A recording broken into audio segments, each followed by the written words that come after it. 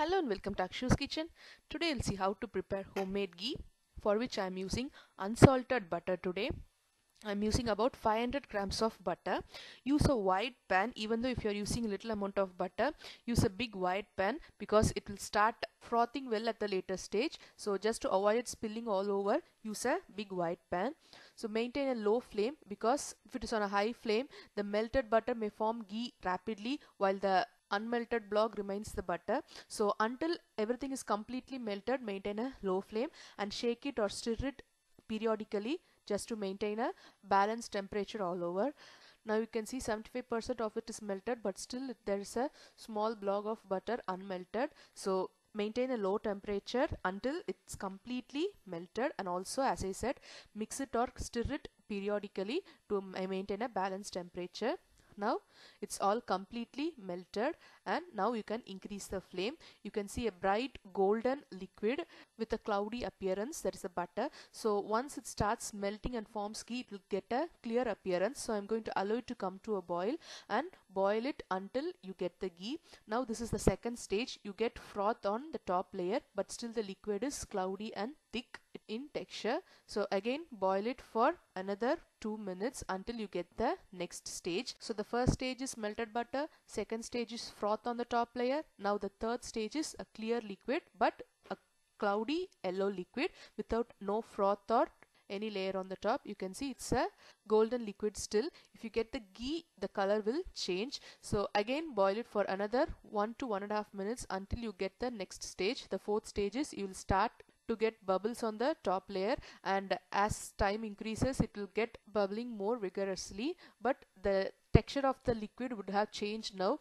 you would have start getting a clear liquid. You can see some more residue left, but it started to get a clear texture. So continue until all the residue is vanished and you get a clear liquid like this. So totally it took me only 3 to 3.5 minutes to come to this stage. So totally the time was 5 minutes. To achieve this stage it took me 3.5 minutes. You can see the residue has started to darken in the bottom and it will start bubbling vigorously more and more. Once you get this vigorously bubbling stage, it's almost the end of the process. I'm going to reduce the flame to low because if you keep it on high it will start bubbling more and more and it will spill all over the stove. So this is the reason I asked you to use a wide pan. So the final step is I'm going to cut a shallot onion or a small onion into small pieces and drop it. So this is to check the consistency. You can see it is bubbling so vigorously. If it is not on the right stage or if ghee is not formed, it will not bubble like this. It will just stay numb as if you have dropped it in a pot of water. Only if you have got the right consistency it will bubble well. You can see the onion is getting fried in the ghee very well. So this adding of the onion is not only to check the consistency but also it gives a good flavor and aroma to the ghee. Usually when traditionally people made ghee at home with homemade butter, you don't get residue like this.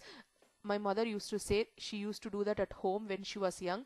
There was no residue or there was no bubbling like this. Here you can see the onion has turned golden brown in color. It has got fried well in the ghee. So it's almost the end of the process. Ghee is ready. Just for a final touch, I'm going to add some fresh curry leaves. Again, that will also help you in checking the consistency and add a good flavor to the ghee. It should bubble and the spluttering sound will be heard very well when you add the curry leaves. So that's the final check and you can switch it off and allow the ghee to cool down to room temperature. As I already said, only with the store-bought butter you will have this residue and bubbling. In olden days they got milk from the homegrown cows and then they used that milk to get the butter, and then butter was used to get the ghee. So at that time my mother used to tell there was no bubbles or dark residue at the bottom. They used to get a clear ghee, but with the store-bought butter we have to bear all this. So once the ghee has cooled down to room temperature or at least to a warm temperature, I'm going to run it through a strainer into any container or box which you are using to store the ghee, and ghee is ready to use. You can discard the residue and use the ghee for any recipes of your choice. Once you start using the homemade ghee, I bet you'll not go for the store-bought one. Try it and you'll really like it. Thank you for watching Akshu's Kitchen.